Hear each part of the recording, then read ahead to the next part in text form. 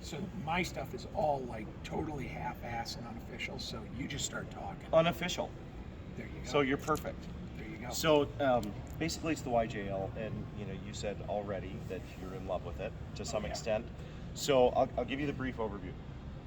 Quadratec was started in 1989. Actually, they started in 1990, but 1989 was the vehicle. So it was a 1989 YJ that started the entire company. Ted Wentz, the owner of Quadratec, which is one of the biggest aftermarket resellers for Jeep parts, purchased the YJ, and he wanted a soft top, and he couldn't find one place that had more than one soft top, but he wanted to view everything. So Quadratec was born. He bought a bunch of soft tops and started Quadratec, all based off that vehicle, which they still own today, and it still looks brand new, which is kind of cool.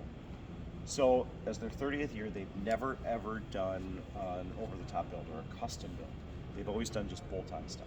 So they know that I like the over-top custom, so they contacted me, and this is the end result.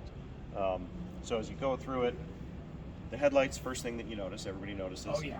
So this was actually, and this is all hand done. I don't have fancy tools, right? I build everything by hand.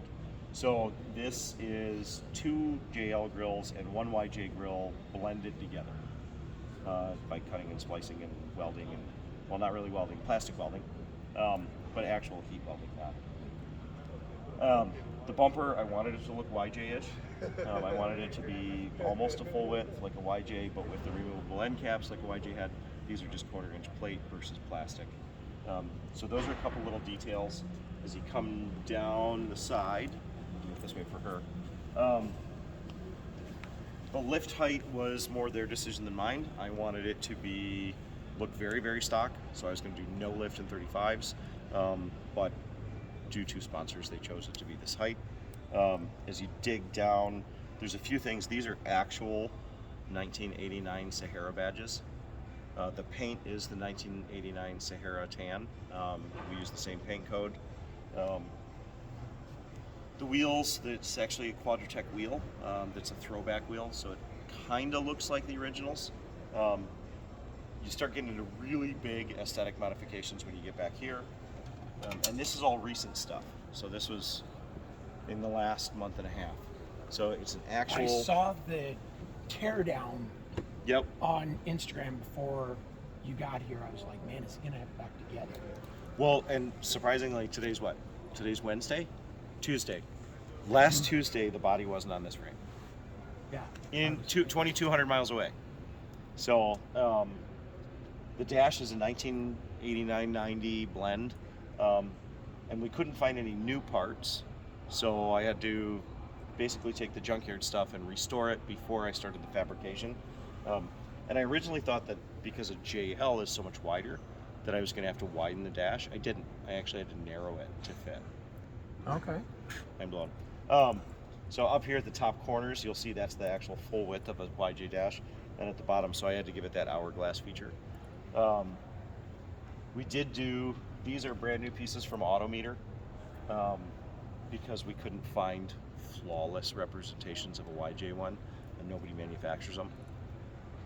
But included in the dash is we removed about just over 70 pounds of wiring and modules from the JL, and an almost 200-pound dashboard. So losing all the touchscreen and everything was that much. All right. Well, not just the touchscreen, like the wiring that goes through the vehicle.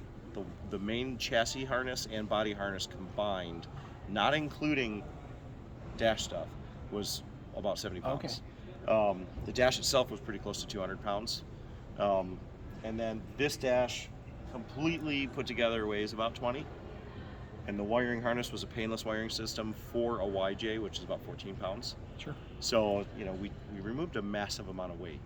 But we also removed all the nanny controls. It doesn't have speed sensors. It doesn't have anti-lock brakes. It's a YJ again.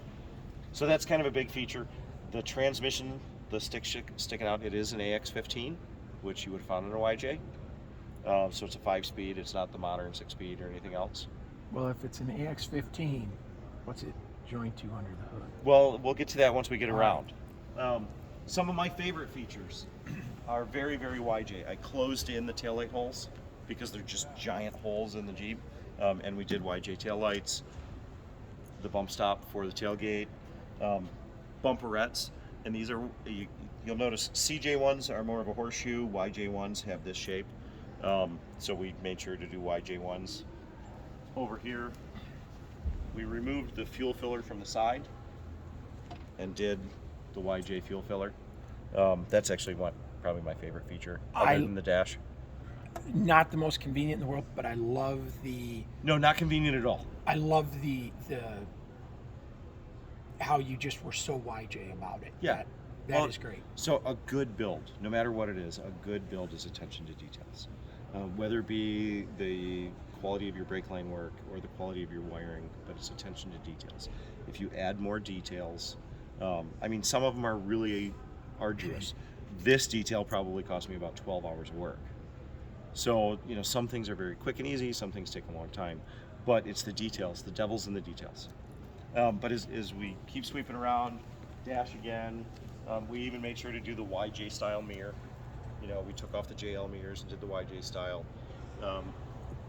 Slanted the roll cage to kind of look like the sport bar. Yep. And then the wiring, I mean, the wiring, I can't say enough about the wiring. Dan Hyde, he's Mad Dog Fab. He works in the shop with me. He helped on this build. I mean, he's got probably 80 hours of wiring in this in 2.5 weeks. Well, working a full-time job for Wheel Pros. So, under the hood, which you mentioned, yes, we did not leave it alone. We got rid of the nasty V6, which they're not nasty, they're actually great motors. And we installed a 4.0. Actually, it's a 4.7, strokes bored and stroked. It makes more horsepower. But I wanted to do it same thing. If you look under, it should look basically like a factory installation. I didn't want it to look hot roddy or anything else. Factory, factory, factory.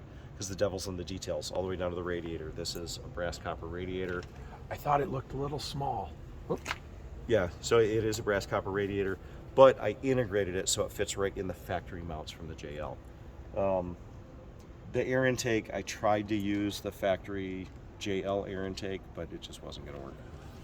So it's just details, front to back. And then a couple really fun ones, which are hard hitting, and sometimes I get emotional, which is bad for a car. But if you look right under here, this is a plaque that I had laser cut for a dear friend of mine, Phil Toney. So Phil Toney, you can see it better from over here. Phil Toney was, he worked on the original YJ program. He was one of the main engineers that worked on the YJ program, along with Dave Thompson and a few others. He was the founder of the Lunatic Fringe, and the Lunatic Fringe is a very small fringe department of Jeep, that they were actually people who did Jeep stuff. And there's still Lunatic Fringe members there. Mark Allen, Jim Rapp are some of the top guys in Jeep, and they're still Lunatic Fringe members. But we lost Phil Toney this year. He was supposed to build this motor, he didn't get to build it. So I did the plaque for him to bring him to SEMA one last time. The steering wheel in this is out of his personal YJ. Quadratec doesn't get to keep that. That'll come home with me, and I'll put another normal steering wheel in it. But I brought Phil to SEMA a few times since he retired, and I wanted to bring him one last time. So yeah, that's kind of the whole wraparound. I was actually pretty honored by Quad to let me do that too. So, well, what else? Ask me questions because I covered most of it. Who built the motor? Which part? Well, you said 4.6 stroker, right? It's somewhere between a 4.6 and a 4.7. The engine builder hasn't told me the exact parameters, and because I don't know the exact parameters, I'm not going to mention who he is. Okay, fair enough. That always interests me because I would love to put a stroker. So there's a couple companies. There's a couple different companies that do it. One, you can do it yourself. It's if you've ever broken an engine apart, you can do it yourself. I've never broken an engine apart, but I know the exact recipe for a good stroker. Find yourself early 70s CJ with the straight six, the 258 with a tin valve cover. Okay. If you find the one with the tin valve cover and in the casting number on the side, there's the third letter should be a C. If you find that, the crank in it is worth its weight in gold. Okay. There are 12 counterweight balanced crank. When you put that in a 4 liter, it automatically makes it a 4.6. Also, it will spin up to 7,000, 8,000, 9,000 RPM without vibrating. where normal crank at 4,000 it starts to vibrate. So you can build your own stroker. There's a good recipe. There's 505 Performance that builds them. There's Newcomer Racing that just broke the Guinness Book, 862 horsepower. They're the guys that I follow with Right. So there's inline multiple steps. This one not 100% ready or reliable, so I don't want to say, you know, if it's great or if it's not, because I don't want to lie or tell the truth until I know 100%. I'm not the guy that spreads bullshit. AX15 behind it is an Advanced Adapters. They make brand new AX15. You can order one tomorrow. Brand new, no junkyard junk. And then that's backed up by an Atlas, which is pretty cool. I won't say an Atlas. I might have drooled on their stuff over in the central hall a little bit Well, earlier. so this, if you actually really look and you zoom in, the shifters, this is the very first JL center console in the world with an Atlas shifter integrated. This is the first. Okay. This was the prototype. We'll get a picture, a close-up of it. Well, you can't see the inner workings, which are really, really cool, but yeah, this was the first. Okay. So they priority overnighted that the day before we drove for SEMA. So, what else you got? That's it. Sweet. You good?